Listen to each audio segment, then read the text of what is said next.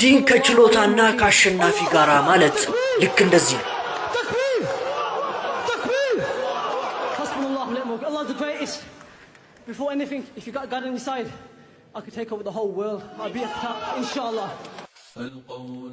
ዛሬ ስለ ኢብራሂም ስፓይደር ሱሌይማን እነግራችኋለሁ። ይህ ግለሰብ ከበርሚንግሃም ዩኬ የተገኘ ወጣት ሙስሊም ቦክሰኛ ነው። በቦክሱ ዓለም ውስጥ ብዙ ችግሮችን በትጋትና በእምነት አልፎ ትልቅ ደረጃ ደርሷል።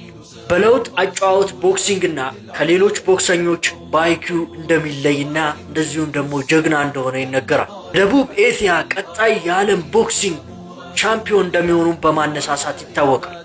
አላሁ አክበር! ይህ ግለሰብ በዲኑ ላይ ያለው ጥንካሬ እጅግ በጣም ያስገርማል።